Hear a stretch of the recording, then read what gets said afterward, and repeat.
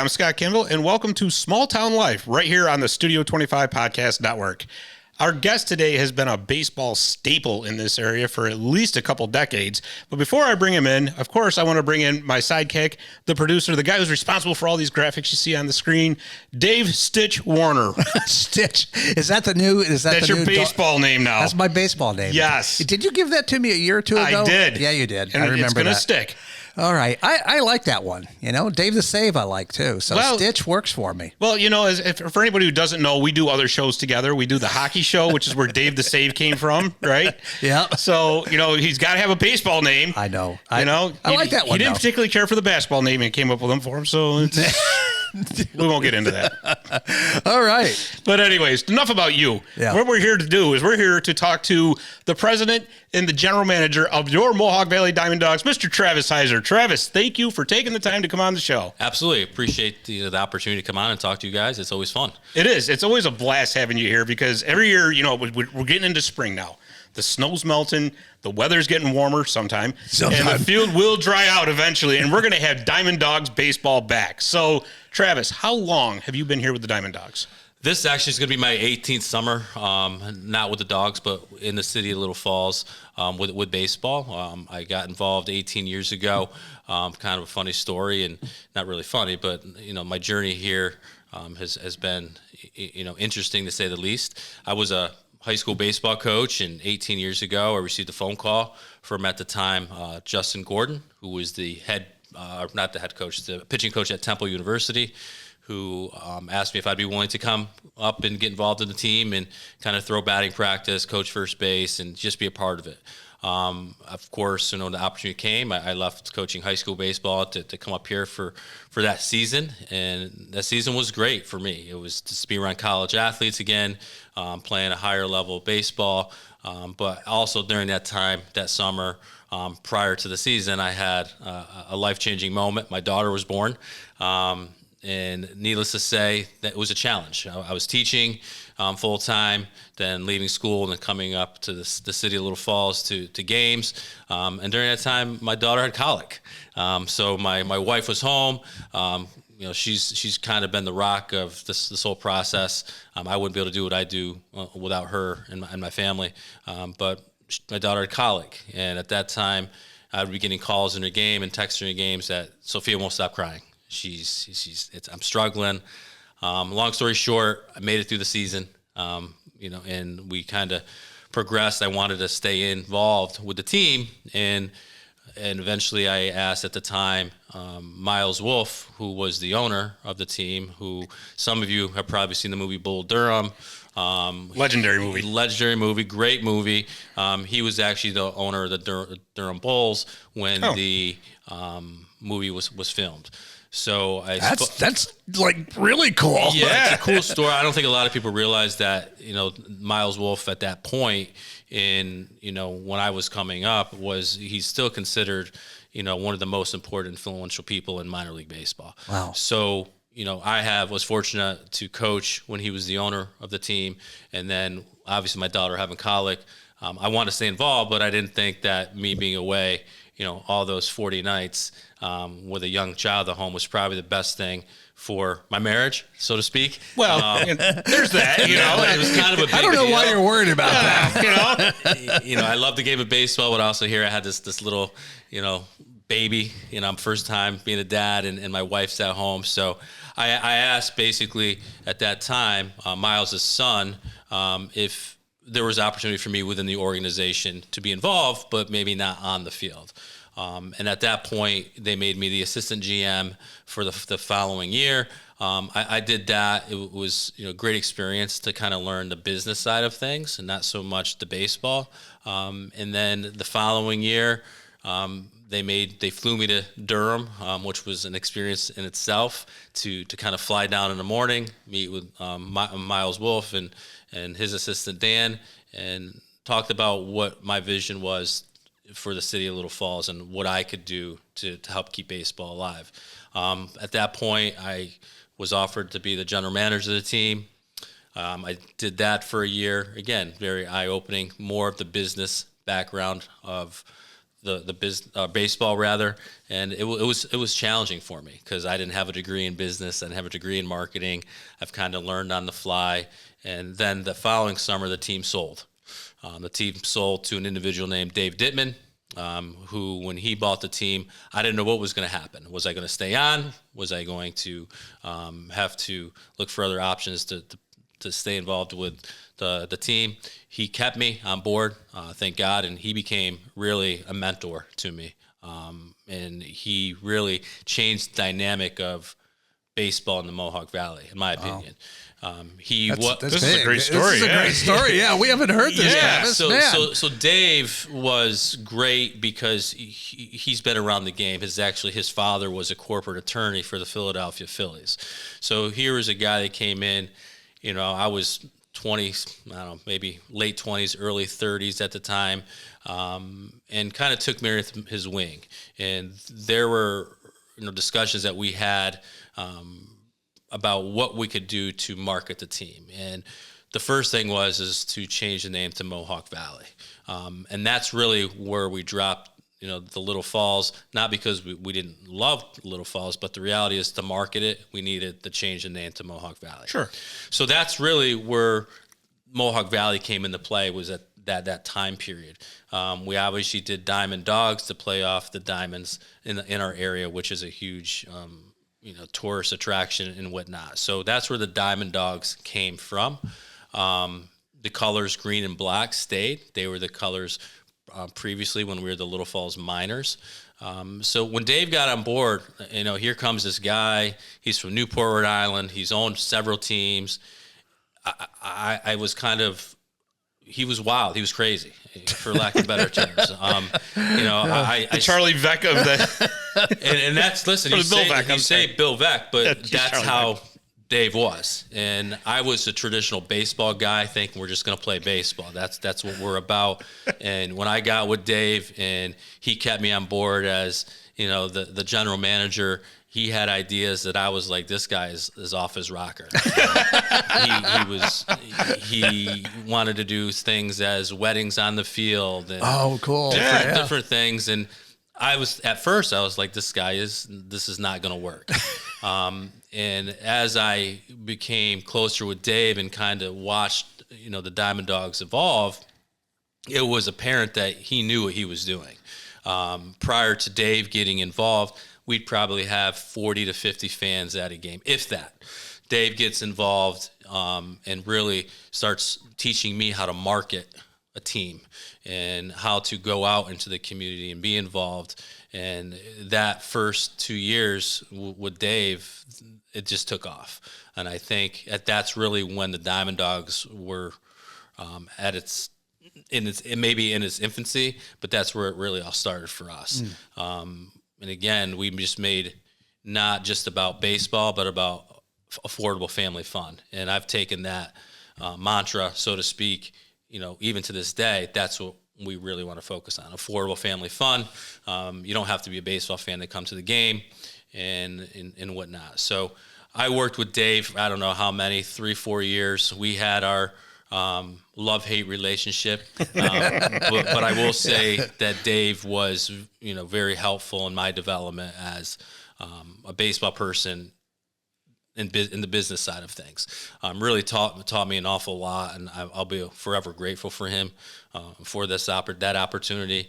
And Dave was obviously getting older, and him coming back and forth from Little Falls, from Newport, Rhode Island, was taking a toll on him. And he approached me, one fall and said, I think you're ready. Yeah. And that was a conversation where he says, I think I'm going to sell it. He says, but before I sell it, or before I, put it out there in the market, I really want you to have it, is what he, the conversation went. And when that conversation happened, mixed emotions. This is something I want to do. I'm a father. I'm a husband. I have a whole separate job. career. This is going to be a lot. When I do something, I'm all in.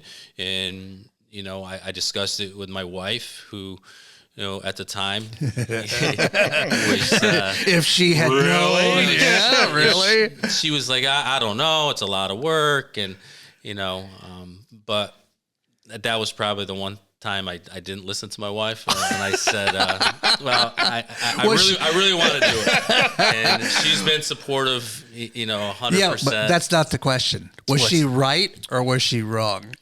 She was. I think she was right. I think it was a challenge for me to do it. But I think she realizes how much I really love the game of baseball. So, and I think in her eyes, if I'm happy, she's happy. Listen, there's been ups and downs with running a business and having a family and having a full-time job. But, my wife has really been, like I said before, the rock. And without her, I don't achieve anything that I've ever achieved in my life. So for me, it's really, yes, I'm the general manager, I'm the president, I'm the owner, but without her and my other family members and friends, the Diamond Dawgs do not exist. Yeah, he's doing an awful lot of sucking up right now. Well, there must be, it's the start of the season right here. Listen, you got to do that every once in a while, Dave. All right. Listen, to be honest with you, I don't give. I am talking about my wife an awful lot, and she's probably going to be killing me when she sees this. But the reality is, it's true. I'm, I guess you could say, the face of the team. I'm the one that everybody knows, but there's a lot of people in my inner circle who would allowed me to follow this dream and continue on this path and continue to do it. Obviously, her being one of the most important pieces to this puzzle, my kids, my parents, my sister, my grandparents, and everybody in the community and sponsors and whatnot. So this has been something that's it's been a wild ride. You got half your family out there every game. Yeah, it's turned into right. A family business. My dad retired, my mom retired, and they were looking for something to do. And I said, I got the perfect thing for you. You will not be bored, Mom and Dad. I will not be bored. Suckers. So I put them to work. My dad's flipping burgers. My mom's in the concession stand. My daughter, who's a senior this year, and that's how I know it's 18 years, because she's going to be 18. Yeah. That's how I associate how long I've been with the team, because she was that baby that had the colic long ago. She still has it. I've seen her crying out there. She does get a little frustrated sometimes, but it's been good. And, my staff I've had with me since day one when I bought the team. And again, best staff in the league, I think that's what makes us who we are. But that's kind of my story. So I bought the team, when Dave did offer it to me. And the reason I bought it, to be completely honest with you, is for a couple reasons. I love the game of baseball. It's my obsession. Some people enjoy, buying boats or buying snowmobiles. Yeah, I bought a baseball team. And people think, well, that's crazy for a teacher to buy a baseball team. Yes, it is. I've been told I've been crazy by many people, my wife being one, but she's still there. And so I bought it because I really felt that Major League Baseball was pricing themselves out for the average fan, right? Totally agree. You can go to a Yankee game, you can go to a Mets game, but the reality is it's going to cost a family an average of probably $1,000 to go. Yeah. So being in education, I really saw how families struggle, and living in today's world is tough. The economy is not very good. It's a challenge. So when I bought the team, I really bought it to keep baseball alive in youth. And I wanted local youth to be able to see high-level baseball, because I don't think a lot of kids have the opportunity to go see the Yankees or go see the Mets. Yeah. So for me, bringing that high-level baseball to the Valley and to keep it here was something that I knew I wanted to do. So that was a big part of me purchasing a team from Dave as well. But you were involved in athletics. I mean, you said you were a teacher, but right, you were also involved in sports. Yeah, growing up, I mean, listen, I played baseball in obviously all the way through Little League, through high school, and I played in college as well. Then coached when I became a teacher. Coached varsity girls basketball. I coached boys basketball. Varsity baseball, varsity soccer, the whole gamut of sports. So it's not that much of a stretch for you to have bought a baseball team, a collegiate baseball team, right? No, yeah. It's the financials of it was stressful. That was the stressful part of it. But again, I wanted to keep the team in the city of Little Falls.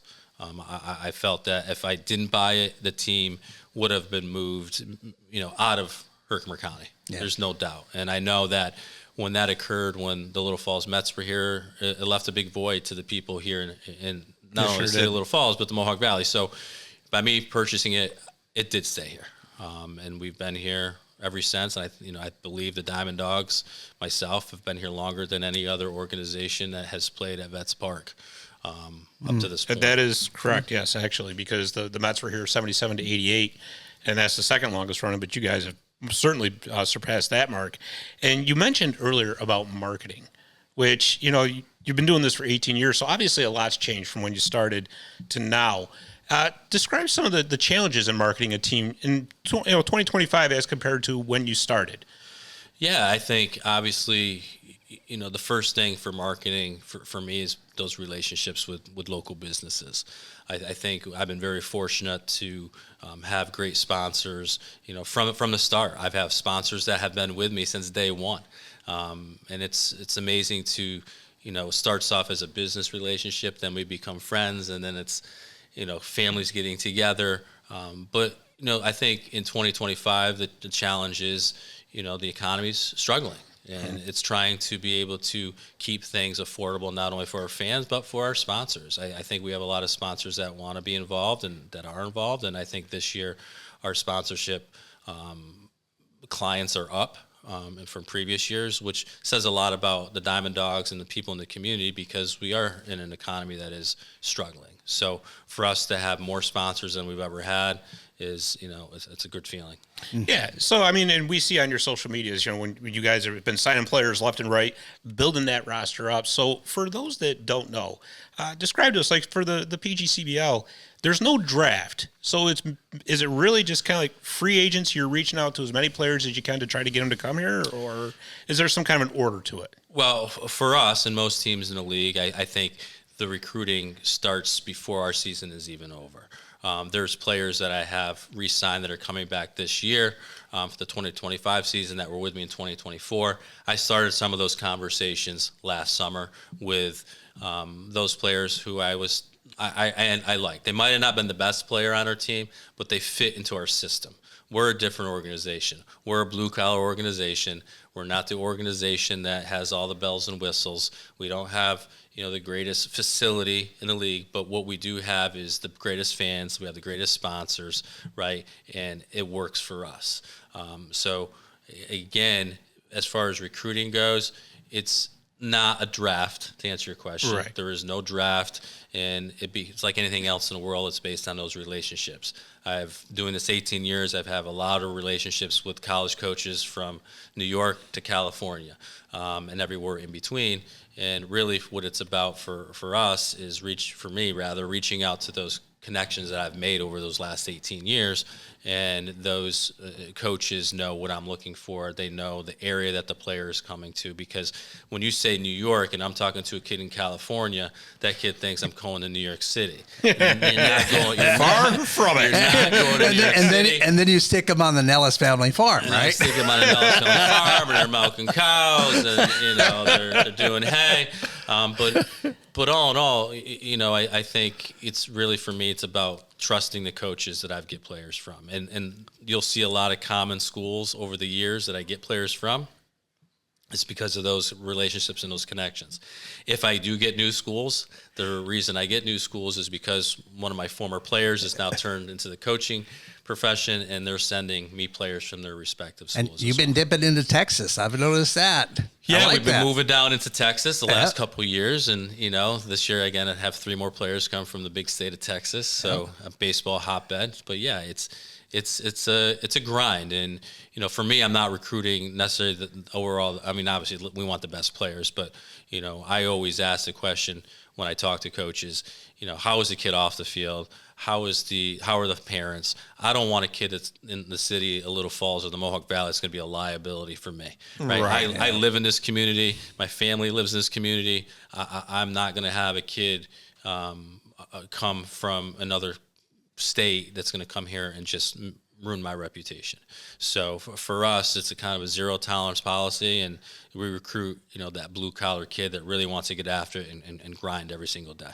And it's interesting that you say all that, because, for fans, it's 2 months of Diamond Dogs baseball. Hey, great, end of May through August, and then, okay, we'll see you next season. But for you, this is a 12-month a year, probably almost 365-day a week job or a year job. Yeah, it's a job that does take all year, right? Like I said, I start my average as soon as the season ends, probably within 2 weeks.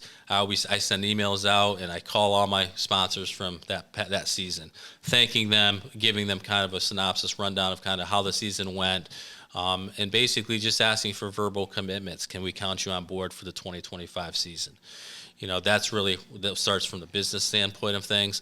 And then I move into I'm recruiting of players. I'm emailing coaches, I'm texting coaches, I'm talking to coaches into the fall, and trying to sign players for the upcoming 2025 season. A lot of the announcements that you see on our social media, it's the signing of those players. Those players have been signed probably prior to Christmas. We're just releasing them now. So where it says player signed, the player wasn't signed that day. Right. They've been signed, and we kind of just release them as we get closer to the season. He won't even tell me, Scott. He doesn't even link it to me. Well, honestly, I can't blame him. But Oh, come on. But yeah, and besides not only trying to recruit players, but there's so many other logistics involved with running the team. You got to find a place for them to live while they're here. Correct. They got to be able to eat. So tell us about some of the program and the needs for the team that you're going to need coming into this season. Yeah, this year we're housing all of our players that aren't with host families. We still have great host families, and I think our players enjoy being with host families. And I give them the option. If you want to be in apartment style housing, we can do that. If you'd rather be a host family, you can do that. So this year I have many host families like we've had in the past for those players that prefer a host family. And this year we'll be staying at Herkimer College, using their dorms this year for those players that wanted that apartment style housing. Interesting. It's you didn't know that, Scott? Come on, yeah. Very good partnership, with Herkimer College over the years, the advertising partner, and it just makes sense for us. Pretty close with the coaching staff up there, and for the baseball standpoint, and I think it helps us to be on a facility where if kids want to go throw on their off days or they can hit, everything's right there. It's a one-stop shop. And you've got some Herkimer players too. And we do have Herkimer players, and again, they've been supportive, as far as sponsors since we started as well. So it's just been good. As the big thing for us as far as needs besides housing is post-game meals. You can see me, I post a lot of stuff on social media asking people to kind of help out. When we play at home, we try to provide a good cooked meal for our players after the home games. I feel that's important because when we go on the road, our players are fed by the opposing teams, but 9 times out of 10, it's concession food, right? Mm-hmm. So I didn't know that. I had actually never thought about it. So that's cool. Yeah, so it's kind of an agreement that we have with other teams in the league, and we go, if we wherever we're playing in Stadium A, we might get post-game pizza or just hot dogs or hamburgers. So when our players are home, I really try to make that effort to have local restaurants either cater a meal or local people will sponsor a meal and we'll order it from a local restaurant or establishment to try to give our players some home cooked good food because they are playing every day, and Sure. I think it's nice for them to be able to have a nice hot meal after a game, especially a home game, instead of eating a hot dog or hamburger. So that is a nice little change of pace, right? It is a change of pace for us for sure. Especially dorm life. It's hot dogs every day, or or pizza, or pizza. So, and if anybody wants to get involved to try to help out, all they got to do is email you, right? yeah, I mean, email's the easiest thing. That's Travis@nvdiamonddawgs.com. Also, you can send us messages on any of our social media accounts: Instagram, Facebook, X. Sorry, I want to say Twitter, but X. X. Everybody's getting around to X. Everybody's getting around to it, but for us, anybody that wants to get involved, please reach out. And the other thing I'm looking for this year is I posted it and I had some interest. I'm looking for some EMTs. If there's any local EMTs out there that are potentially love the game of baseball and want to be involved and kind of help us out a little bit. I'm looking for EMTs that just want to be at the field in case there is any situation. Well, you can send me if Dave allows me to come down, I can help out. Well, so Hold on, we got to put the play-by-play down for a second. Oh, jeez. Yeah. So we're looking. I'm looking for just some EMTs that want to come down, and if there's obviously if there's anything serious, we just call 911. But we're looking for EMT just to be there if there's a something that happens. I thought you were just trying to cover me being on the field. No, on the field. We need way more than an EMT than that. Eh? ALS. All right. Security. Well. Yeah. So really, that's really what we're looking for. And again, we're excited about the year, and I think our fans are excited as well. I mean, we have a lot of groups already booked for almost the entire month of June. We're booking into July. So again, this season is setting up to be one of our most well-attended seasons. So we're really, really excited, and I like our team, and our coaching staff again is great as well. So. And so, I mean, the season starts pretty soon here. We're a couple months away. Well, less than actually. Months? So Yeah, less we're than. not a couple months, I'll tell No, you that. we're like 5 weeks away. Yeah, so less than a couple months then. But I'm trying to buy you time. I'm trying to do right. it. Anything new and exciting we can expect? You got to talk about the Durham Bulls. I was thinking, how awesome would a Bull Durham night be? Yeah, there's lots of things that Probably legalities, yeah, right? there might be some Well, problems with maybe that. we can ask the city about running a bull around the field. See how they feel about that.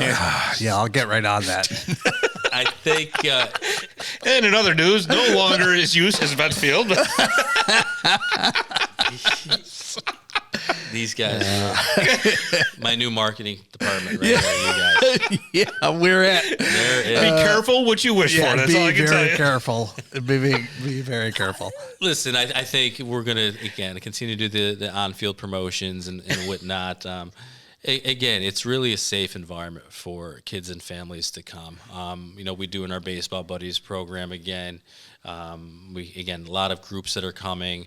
We're getting a lot of civic groups that are starting to come out, wanting to hold their meetings at a Diamond Dawgs. Oh, that's game. cool. Like Rotary and They stuff have like that. Rotary Yeah, and It's a great things idea. of that nature. Yeah, Elks clubs and things of that nature, or people that are starting to reach out and trying to book groups for them to come in July. We've also had some discussions with individuals about class reunions being held at our games. So there's lots of options for people that want to come and have something going on during their events, right? Class reunions are great. there are some extra picnic tables out there in case you hadn't noticed yet. Some picnic tables. And speaking of that, we're also going to be putting up a huge tent in the third base area. We've had that previously. It helps the look of the facility a little bit, and obviously, if there is a little bit of drizzle, it's a safe place for people to go and stay dry. Yeah. So those are some things we have going on, and again, I think. As we progress through the season, we're going to have some giveaways this year as well, which a lot of people seem to like. But all in all, I think this season's shaping up to be one of our best. Just one other question about that. Will the Diamond Dawgs be using torpedo bats? Torpedo pads. Oh God, here we I've go. been in Herkimer County for the last 3 hours. I've been asked about torpedo bats probably about 10 times. Sorry about that. Listen, I buy bats for our players, but typically players will bring their own bats because they creatures of habit. They like to use what they use. Will I buy some torpedo bats? I am going to buy some torpedo bats. Oh, there we go. All right, there's a whole story. Whether we use them or not, I don't know. But Automatic home run every time. I'm going to buy some torpedo bats just to kind of see how the players like them. So in college, they're swinging their BB core bats, which is not wood. So when they come to us, it's really it's all wood bat league. So I'll give them a torpedo bat and see what happens. That's nice. I like that. That's right? really cool. We got to do a story about that. Oh yeah, That's for sure. Yeah, a separate Torpedo story. bats. That's for sure. Well, Travis, I mean, you have done such a tremendous job in the time you've been here. The 2 league championships, you've had players make it to the major leagues. That's really got to feel good, right? When you're seeing players that were right here in Little Falls in the Mohawk Valley, climbing up that ladder all the way up to the show. Yeah, it's really at the end of the day, that's what it's about, right? Helping kids and players that come here achieve their dream. And getting drafted, we've had over 100 players drafted at Major League Baseball, and getting drafted is only one part of it. Once you get drafted, and then the work really starts. So the 18 years to have 5 players make it to Major League Baseball. Some people may say 5, that's all you've had. Well, it's hard to get It's there. a long road. It's a grind to get there. it is fun. I've had the opportunity to take my son and my family to several Major League Baseball games and reconnect with those players that played with us and do jersey swaps and with their old jerseys that when they were with the Diamond Dawgs and whatnot. So it's been a great experience. It's kind of cool to be watching the Yankee game and watching your former player pitching against Aaron Judge. So it's wild. You never know who you're going to see here in the city of Little Falls in the Mohawk Valley playing with the Diamond Dawgs. And not only baseball-wise, we also have players that have went on and done great things outside of baseball, whether it's been a country singers or people that are in actors and whatnot. But it's really interesting to see how these individuals have grown into adults and what they've done with their lives. Yeah, he said country singers, Willie Shaw, right? And, Willie Shaw, Colin Hawk, right down Dave's alley. Yeah. So a lot of people that have gone on, and even our coaches staff. A lot of people, don't realize that the coaches that we've had in the past. Blake Nation is won the 15 and 17 championships with us. He's still now he's in professional baseball. He's coaching with in the Brewers organization, which is that's pretty amazing. I have Troy Gerlach, who coached a while ago. He's actually a high school coach in Arizona, but he's also a coach for Team USA. Oh, wow. Baseball, I have Coach Vaz, which was also one of our other head coaches. He's the hitting coach for the Chicago Cubs in the minor league organization. That's awesome. Yeah, it is. So all started right here. Yeah. Yeah, and we had another pitching coach who's now at Villanova University. Just guys that have gone on to continue in the game of baseball at a very, very high level is something that I'm really proud of to give those guys their starts and give them their experience here in the Mohawk Valley and to watch them grow is it's something special. Yeah, and I'm sure like a lot of kids around here grew up watching Diamond Dawgs baseball, wanting to be one of those Diamond Dawgs. But I got to ask you, who did little Travis Heiser want to be when he grew up to become a Major League That's Baseball a good player? one. Listen, I did want to grow up and be a professional baseball player. And I'll be honest with you, part of me at 46, I tell people all the time, why are you still doing this? I guess, for the reasons I mentioned before, but at the end of the day, I'm still chasing that dream. If Major League Baseball ever called me and said, "Hey, we like what you do in the Mohawk Valley," that'd be great. But Can you hit a 100-mile-an-hour fastball? That's what we want to know. Not to be in the game, not to play the game of baseball, to be on the business side and player development type of stuff like that. Yeah, Not Scott, he's a little over the hump. 46. I'm not playing professional. I got faith baseball. in him. Yeah. But when I retire, in 10 years from education, I would love to do something in Major League Baseball. Whatever that might be, and I think I'm trying to build that resume here with what we're doing with the Dogs, but I'm still chasing that dream too. Maybe even front office would be making anything, right? To have that And what a story there, from principal to the front office, huh? Yeah, it'd be exciting for sure. So, growing up, I really enjoyed. Probably my favorite player was Cal Ripken Jr. Good choice. That's a good choice. Yeah. The reason, I was a shortstop. He was a shortstop.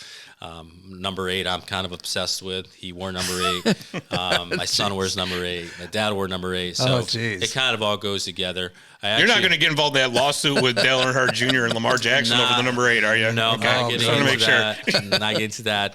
I really grew up as a kid being a Mets fan.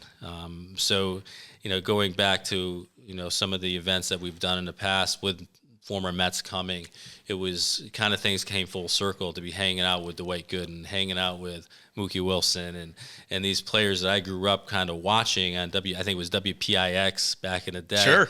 And now being able to have conversations with them and meet them and call them on the phone and speak to them, things have come full circle. But That's got to be just crazy, right? It's fun. It's an experience, and nobody can take that away from me at the end of the day. So those memories that I've created, not only for myself but for my family and friends has been great. But Cal Ripken, the Mets, and then as I got older, I transitioned to the Yankees. I bet that been a lot of Mets fans not too happy. Transition. Wow. I see. And the reason I ended up having the opportunity to play at Yankee Stadium in a college all-star game, which was kind of surreal for me to be on a Major League Baseball field and kind of play an actual game. But again, I'm really just a baseball fan. Now I am still a Yankee fan. Go to a lot of Yankee games. It's really the one thing that my family really enjoys. So that's when the four of us, my wife, my daughter, and my son, a lot of people want to go on vacation. We go to Yankee games. So we go to, that's what we do, and that's our family thing. And, it's nice to see my wife come full circle. Oh, yeah. She is now all we watch. We're excited that the Major League Baseball season started because that's, as a family, that's what we do. We watch the Yankees. So every night, if you come to my house, you call me, 9 times out of 10, that Yankee game is on TV. Yeah. So is your son going to be a dog? That's the second time I've been asked that question today. Yes. I want to know where you've been. Today, you better not have been at a competitor. I was just going to say. Sounds like he's been on a media tour today. Yeah, really. No, it's my son he's in 6th grade and he loves the game of baseball, and God willing, he will be good enough to have the opportunity to play for the Dawgs someday. And when we talk about full circle, boy, that'd be something. Oh, wouldn't it? Oh, wow. Yeah. Special to me. But again, I just want him to love the game of baseball the way I love it. Baseball is a grind. It's a game of failure. And if he's good enough to play for Dawgs, that'd be for me probably the ultimate. Yeah. But if he's not, just having him around it and being, around college athletes and high level players, he learns a lot just by doing that. So I think, if anything, I've given the people of the Mohawk Valley some great memories of going to Dawgs games, and absolutely, I've had some great memories. My family's had great memories, and we will never forget our time that we've had here in the city and in the Mohawk Valley, and we're excited to see where the future is going to go.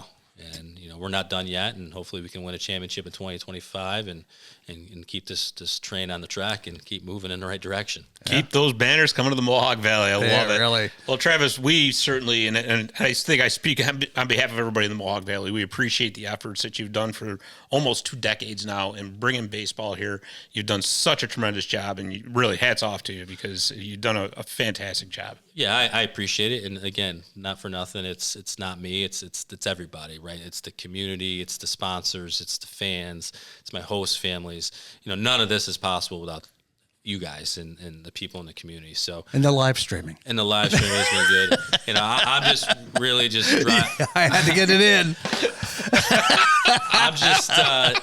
I'm just here driving the car, and people are coming along, and again, this is it's the Diamond Dawgs, and it's I'm basically it's my organization, but I look at it, it's really everybody's, and hopefully we can continue to make those memories and give experiences to not only our players but fans that have not been out to a game. And just before we go, where is a fan going to go online to find the schedules, tickets, stuff like that? Yeah, to go on, our website. I will be saying that I've had some assistance in our website, so it is easier for me to navigate. I won't give any names. So that's one thing that I've been working on the last couple of years, is to make sure that our website is more up to date. And I will say that it is, if you go on, you'll see new content, you'll see updates more frequently than you've ever seen before. So our website is www.mvdiamonddawgs.com, and that Dawgs is DAWGS.com. I can't spell, so that's why we went with DAWGS. I had to think for a second too, so don't feel bad. It's all good. Spelling's not my thing. Fortunately, it's on your shirt there, so yeah. It is. Well, no, and he's a teacher. Yeah. All right. Listen, we're all good at something. Spelling's not my thing. So. Hey, listen, I did 1 day of substitute teaching, and I can understand exactly why towards about this time the brain drain sets in. Yeah. Would you want to come back to substitute teaching? We're always looking. No. I'm keeping him way too busy. Yeah, I know he's you kidding busy. me? This guy around? I know. I'm just throwing it out there. I appreciate it, though. If anybody would like to be a substitute teacher, please email me at Travis at MV. You can email me that, too. Email me there, too. So. Oh, God. Well, Travis, thank you so much for coming on. Like I said, we cannot wait for this season to get started. We're sure you guys are going to do awesome, and we'll be with you every step of the way. So can't wait to be a part of this. Absolutely. Appreciate you guys, and, when we look forward to having a great season. Absolutely. All right, that was Travis Heiser, General Manager and owner of the Mohawk Valley Diamond Dawgs, and that is all the time we have here on Small Town Life. We will see you next time.